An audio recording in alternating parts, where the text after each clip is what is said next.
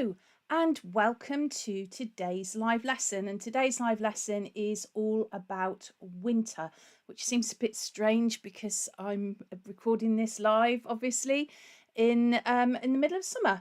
Sort of, perfect timing, although it's a bit of a greyish day today.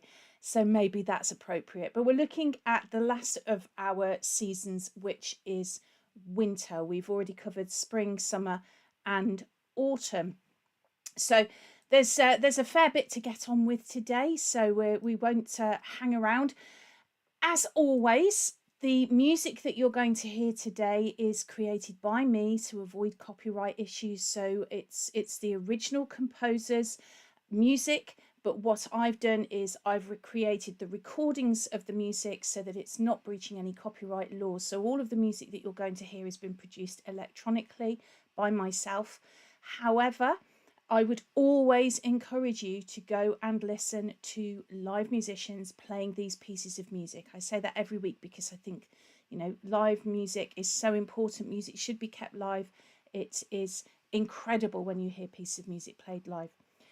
As always as well, there is a worksheet to accompany today's lesson, and that can be found either on the website theatreofmusic.com under live lessons and resources, or you can find it on the Facebook page as a JPEG, and I'll talk about the Facebook page a little bit more at the end.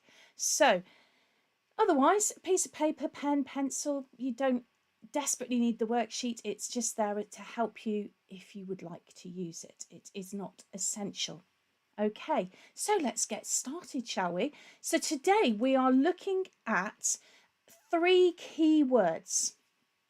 The first of those keywords is a word we've come across before if you've been coming to any of the other live lessons that we've done. And this keyword is pizzicato.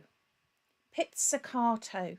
Pizzicato is referring to string instruments, violins, violas, cellos, double basses, and it's when you pluck the strings rather than playing the strings with a bow. So normally these particular instruments you would see in the orchestra, the string player bringing the bow backwards and forwards over the instruments. Actually that way around. It's just I'm left-handed and sometimes have to double think. So they hold it in their left hand and the bow is in the right hand. But they bring the bow backwards and forwards. However, sometimes in the music, it's marked as pizzicato, which means that instead of using the bow, they would pluck the strings with their fingers. So that's the first one. The second keyword is an actual type of music. So we're looking at a piece of music called a waltz. A waltz is a type of dance that has 3 beats in a bar. There's lots and lots of different types of dances. There's lots and lots of dances that have 3 beats in a bar. But the waltz has this sort of cha-cha, cha-cha, cha-cha, cha-cha feel to it. And when we get to hear a waltz a little bit later on, I'll remind you of that so that you can have a listen out for that cha-cha, cha-cha sort of feel to it. And the last key word that we're going to look at today is impressionism, and that's a type of music. It's a type of music that we associate with the beginning of the 20th century, so 100 years or so ago. And it's a composition style that focuses on creating a mood or atmosphere. So we're talking about winter today, so the pieces of music would be to describe winter, and they would use different ways in the music to give that impression of winter. So last week we looked at autumn and we listened to some very autumnal pieces, but not all of them you could say were impressionists. They weren't trying to describe characteristics of what was going on. It might be that they were describing a mood in some way, but they weren't describing the characteristics. So let's think about winter. What do we associate with the season winter? Well, perhaps not so much these days. We don't tend to get as much snow as we used to maybe 20 years ago, but certainly we think of it as being cold. And when we think of something as being cold, maybe we try and make the music spiky, staccato, to create that sort of cold, nippy feeling. It's very cold and nippy, they say. It could be that we're trying to describe the snow. So is it that the snow is falling? So how would the music describe that? What else would you associate with winter? You have a think, because it's not all about what I think, it's about what you think too, because your opinion is very valid. And when we're talking about music, it's very much a subjective subject, as in that it's your opinion, it's how it influences you, it's how it makes you think. So although I can say, oh yes, this is what the composer did, there will be an element of, well, I think this, or I think that. And as long as you have reasons, if you've got evidence, I suppose, to back up your argument, to back up what you're saying, you can't be wrong. So have a think about that too. So, you know, when you're going through these pieces of music in a little while, it could be that you have reasons to sort of say, well, I think this, and you haven't said that. It doesn't mean you're wrong.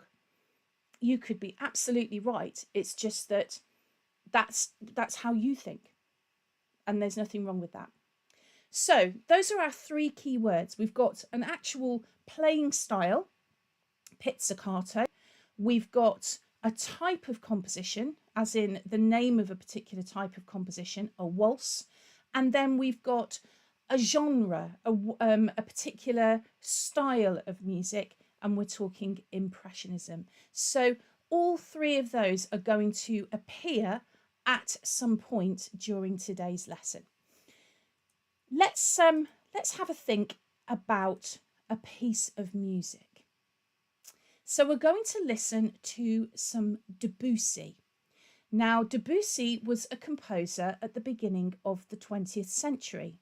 So the fact that I've mentioned that, and I've told you when he was around, which of the words do you think we are using out of the keywords? Pizzicato, waltz, impressionism. Which one of those do you think fits? So, The Snow is Dancing by Debussy. Now, what I want you to do is have a listen to this piece of music and think about, how does Debussy make the music sound like the snow is falling or dancing? Because that's basically what he's trying to describe. It is an impressionist piece of music. Although Debussy always argued that he was not an impressionist composer, but there's a lot of people out there that would say, yes, he was. So the snow is dancing, the snow is falling. How does Debussy communicate that through his music? Now, if you're using a piece of paper and a pen, by all means, just write down a few of your ideas. If you're using the worksheet, there is a space at the top, just there, for you to write your answer down. So have a go. I will play it you twice so that you can have plenty of time to get your ideas down on paper. Here it is for the first time.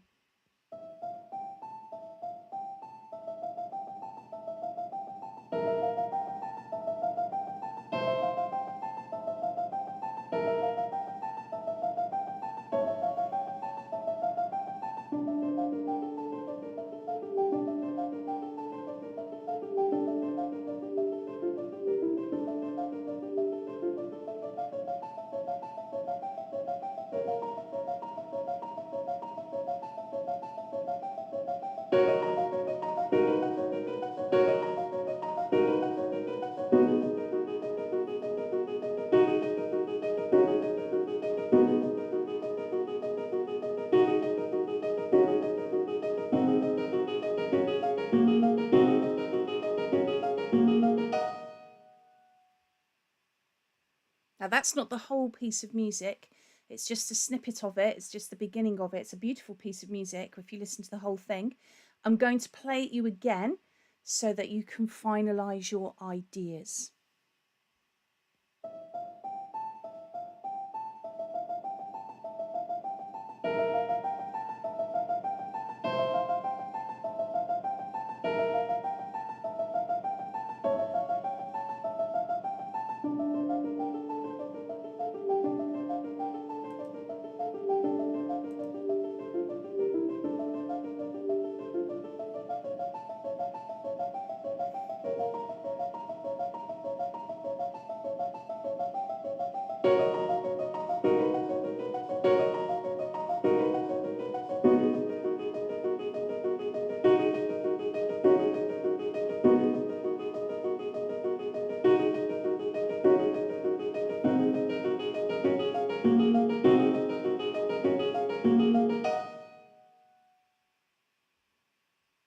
what a lovely little piece of music that is.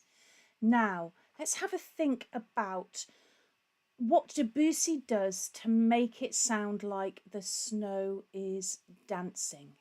Okay, because that is the title of it. Obviously, we know that the snow must be falling to create that, but the snow is dancing. So, how does Debussy make the music sound like that? And as I said, these are just some of my ideas. You might have some of your own as well.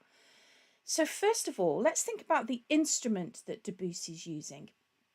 He's written it for the piano. It's actually part of a group of pieces that were written for piano. And so this is just one of them.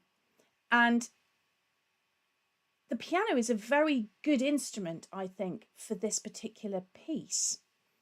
The way that Debussy is written for the piano, he's using staccato to create the short and detached notes. So it gives that spiky feel. If you remember, when at the beginning I said, when it's cold, it's sort of, if you think of spikiness, if you think about icicles and all of that, sharp, spiky, and it's the sharpness, the spiky, well, sharp's the bad word to use, but the sharp, the spikiness, the staccato in the music, that sort of creates that cold feel. It starts off quite quietly. Now, when you have a snowstorm, it doesn't tend to all happen in one go, and all of a sudden you just get this deluge of snow that's like somebody's upturned a bucket and it just goes. That doesn't tend to happen. What tends to happen is that it gradually starts to snow, and by building it up, Debussy is giving that impression. He's sort of giving that feel of gradually the snow starts to fall, and then when it gets a little bit louder, then maybe there's more snow falling at that point, and then when it gets a little bit quieter, it's sort of, there's less snow falling. And that's basically how it works. It's not that it's heavy snow continuously for ages and ages. It builds up and then it sort of ebbs and builds up and then ebbs. So you get that feeling communicated. Now, that's describing the snow, but what about the actual dancing? To begin with, you've got sort of a da da da da da da da da da da da da da da da motif that is being repeated, different pitches, but that's the general feel of it. It's very gentle. You could say that that's the dancing element, and then a little bit later on you get a da da da da da da da da in the other hand on the piano, the left hand part, and that's the actual snow falling. So if we just listened to it again, da, da, da, da, da, that's the dancey sort of feel.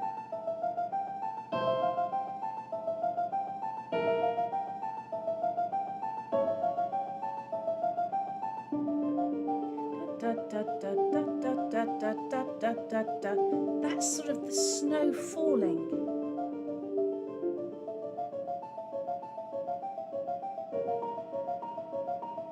It's quite quiet, very calm. And then it gets louder, more snow, builds a little bit.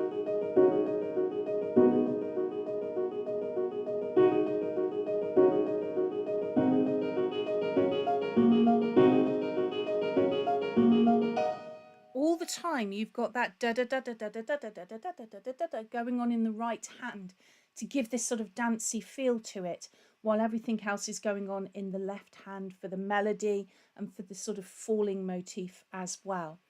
How many of those things did you get? How many different things did you comment on? Did you identify the staccato? Notice I didn't use pizzicato because we're not using a string instrument.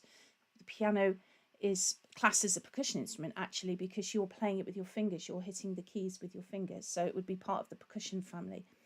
But it's still staccato, it's still that short and spiky feel to it. And we've talked about the dynamics, we've talked about the instrument, and we've talked about the articulation. What about the tempo? We haven't mentioned that. The speed of the music.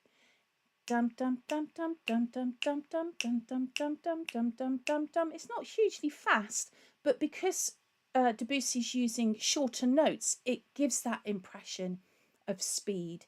Because he starts off with quavers, da da da da da da da da, and then doubles them up, da da da da da da da da da da da da da da da, and uses even shorter notes called semi-quavers, which gives the impression of the change in speed, perhaps, of the snow falling. Now we're going to have a little listen to a completely different type of piece of music now, because these pieces of music were written a long time before Debussy.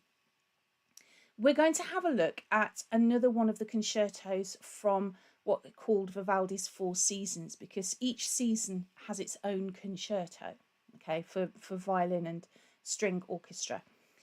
And so we're going to have a little listen to part of the second movement and the beginning of the third movement of Winter from the Four Seasons by Vivaldi. So Vivaldi was writing this a long time before Debussy. So it's a completely different style. We're not talking impressionism anymore. We're talking music way before that. Okay. So if it's not impressionism, we've got the choice of the waltz or we've got pizzicato. Now, bearing in mind that the waltz wasn't invented until around about sort of the 1800s, I would say you're on a safer bet with pizzicato on this one. So when you're listening to this, because it is written for strings and a violin, sort of solo instrument and string orchestra, have a think about, is there any pizzicato being used? If there is, how is it being used? So while you're listening to this, have a think about how Vivaldi is making this music sound wintry. Now, what's really lovely about the Four Seasons that by Vivaldi when he wrote these was he actually incorporated poetry into the concertos. You don't tend to hear the poetry sort of read as part of a performance these days. You just hear the music. But the poems are actually there, written in, to add a description of what it's like at this point in the music, so that you get a feel for what Vivaldi is sort of trying to describe. So have a listen. Think about how Vivaldi is trying to make this sort of wintry feel. How are the pieces similar to The Snow is Dancing? How are the pieces different to The Snow is Dancing? Well, I think we already know that there's one obvious difference. I won't mention it because I'm hoping you will have spotted it. Here is, we'll play them both twice. So I'll play them one after another. We'll hear the second movement first, and then I'll play you the beginning of the third movement as well. So here is the second movement, part of the second movement.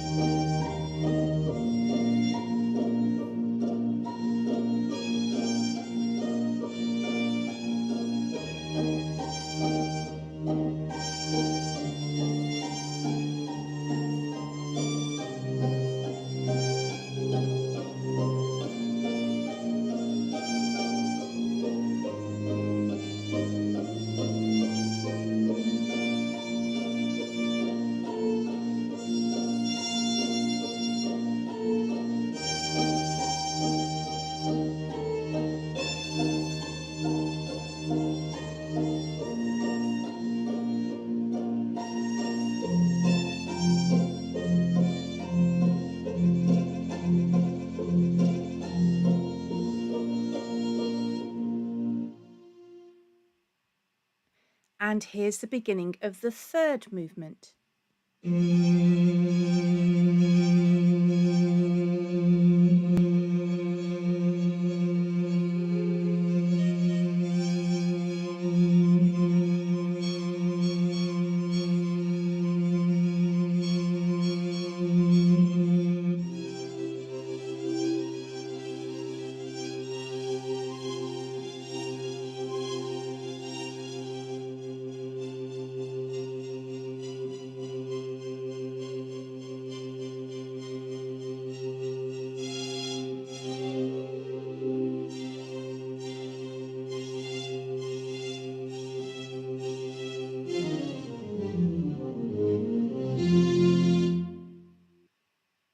Okay, so let's go back and listen to the second movement again to get your ideas down on paper.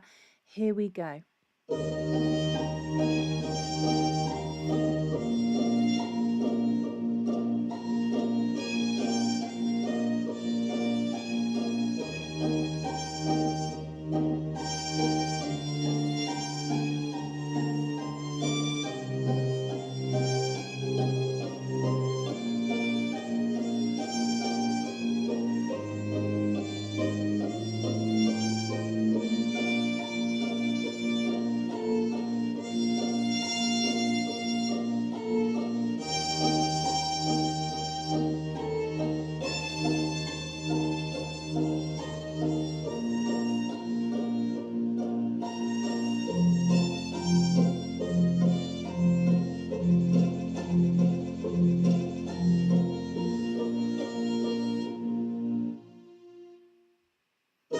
Whoops. And let's try the third movement.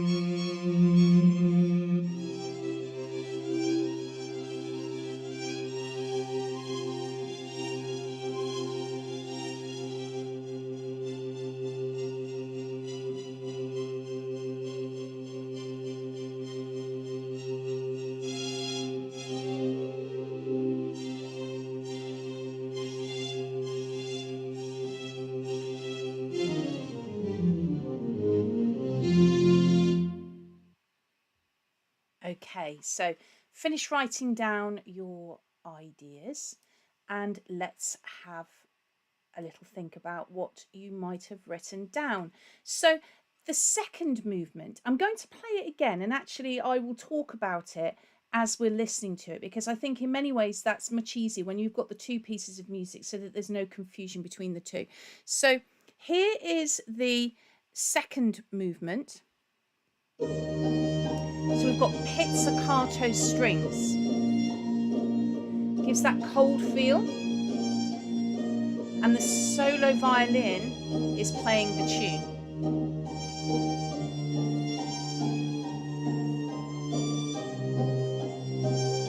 It's quite slow.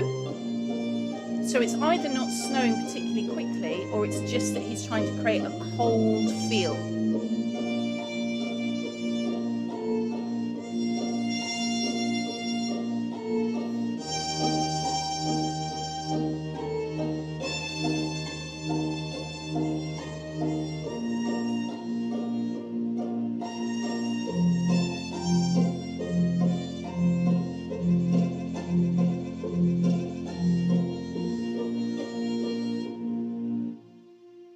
Now, it's not particularly fast.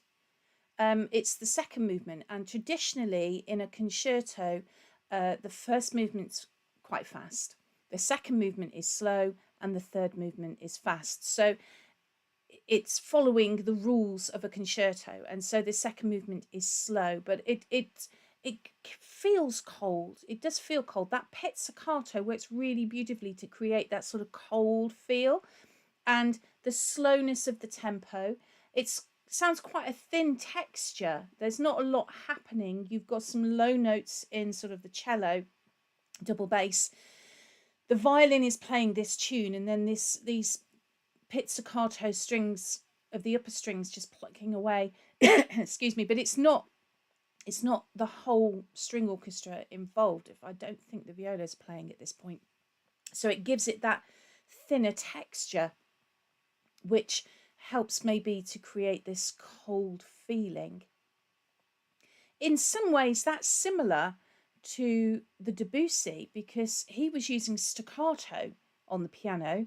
Here we're using pizzicato on the strings, but it creates that same sort of effect of that cold feeling. So it is a similarity, even though the actual technique that is being used is different. Okay, so let's have a think about the third movement. The third movement is fast. very busy. This could be the snow falling.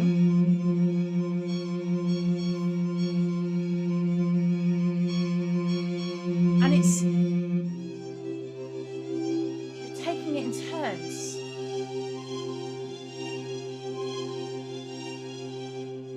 Staccato.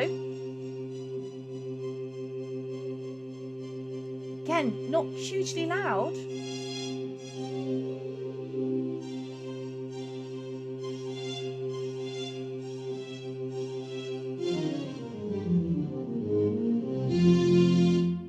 So it's creating this da da da da da da da da da da da da falling motif. You've got the violin playing the melody idea. You've got this da da da da da da da da da sort of taking over from each other. So you get this feeling of the snow falling, perhaps. That faster tempo, a bit more urgency to it, so it could be snowing faster. You've got staccato strings this time, so again that similarity with the Debussy to create this sort of cold feel. There's a lot more going on. Something that you may have picked up or you may not, it's okay if you haven't, but we were talking about drones when we were looking at summer and we were doing Summer Is a Coming In. And we thought about the sound of a drone. A drone was one of our key words, a continuous note or chord that is sounded for part of or all of a piece of music. And we have a drone being played in the lower strings throughout that section, just that one note being held while everything else is going on over the top of it, which is really effective, very cleverly done by Vivaldi. Vivaldi was a very clever composer. So those are our three pieces of music that we were sort of going to have a look at and analyse and find out a little bit about how we could create something wintry. We're going to move on to our final piece. And it's no surprise that it's a waltz, because we've looked at pizzicato strings, we've looked at impressionism, now we've moved on to a waltz. So this is the skater's waltz, obviously ice skating. So we're thinking about ice skating, dancing while we're listening to this piece of music. The waltz has got 3 beats in a bar, and I said at the beginning it has this like cha cha cha cha cha cha feel to it. So if I just play it to you before we do anything else with it, there's a little intro. Cha cha cha cha cha cha cha cha cha.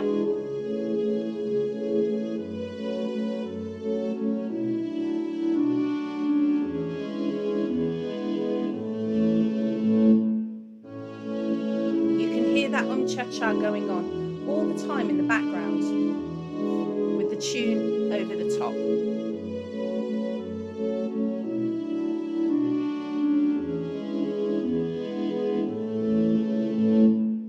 Now, I thought it'd be a really good idea. We have done 3 beats to bar before when we were looking at Peer Gynt. I thought it wouldn't hurt to do a little recap of how to conduct 3 beats in a bar.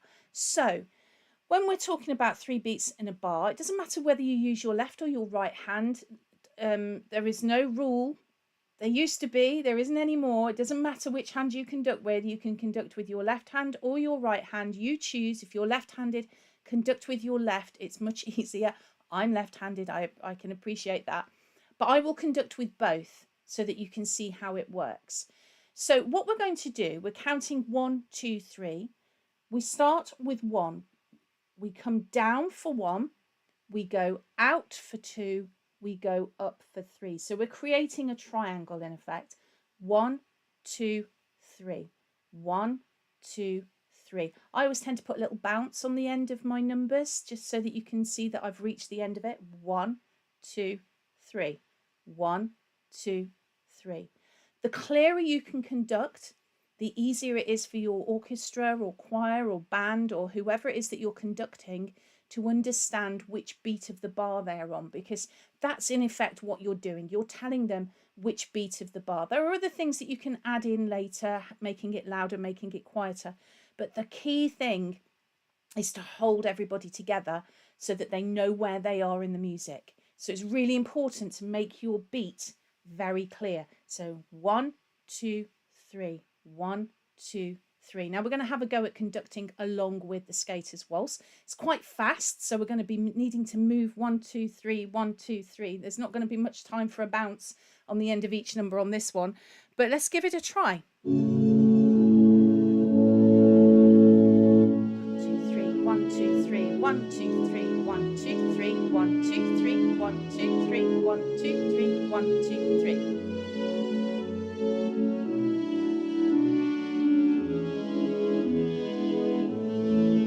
And again.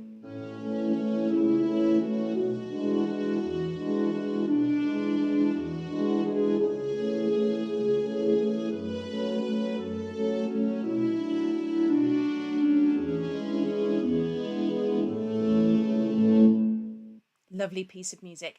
Now, if you want to have a go at practicing doing your conducting 3 beats in a bar a little bit more than we've just done, because we've only really done it through the once, then please go onto the website, because all of the music that I have used today is on the live lessons page of the website, and you can go on there and you can access it all. But we have reached the end of today's lesson. And as always, I try to give you something else that you could perhaps have a go at doing to extend this sort of project a little bit. And it could be that you might want to have a go at creating your own impressionist piece based on a winter's theme. And you could use the notes G, A, B, D, and E to create your melody. And you could use some of the techniques that you've heard used today. So if you were using a string instrument, that you could use pizzicato. If you are using a keyboard to work on, then you could, if you wanted to, choose the string sound, and on most keyboards you will find a pizzicato strings that creates that pizzicato effect that you could use for your piece. Equally, you could write it for keyboard, for piano sound, and just make it staccato, or any instrument and just make it staccato. It would work in exactly the same way. But have a go maybe at creating your own impressionist piece to create the idea of a winter's theme. But we have reached the end of our visit to the 4 seasons, and we have covered a lot of stuff and a huge number of keywords. And today's pizzicato, waltz, impressionism, we've done drones, we've done all sorts. So please do go back and have a look at some of the videos that we've done previously as well, because there are a number of videos up on the YouTube page now, on the YouTube site, covering all sorts of topics and different genres and styles and things like that. So please do go and have an explore. And I did say at the beginning that I would mention the Theatre of Music Facebook page. Every day we're on Facebook and we're also on Instagram, and every day there is a post in weekdays. There is a post where there is information about composers who were born on the particular day, and sort of like a little trivia question for you to have a go at as well, to put your answers down in the comments if you think you know the answer, or you could Google it and find out a little bit more about different things to do with music. You're exploring different composers, you're finding out about their music, and it goes right through. It's not all classical, it's from very, very early classical music that we talk about composers from sort of like 13 something right through to modern day pop, rock, rap. Everybody's covered, as many different people as possible, different genres, different parts of the world. We've had Japanese composers, Indian composers, British composers, American composers, Icelandic, Norwegian, German, Austrian, French, everywhere, Russian, all sorts of different composers from all over the world. So please go and have a look on the Facebook page, and maybe follow on Facebook too. That would be brilliant. So that's me done for today. There's going to be a couple of weeks before we have our next YouTube video, and I look forward to seeing you then. Bye for now.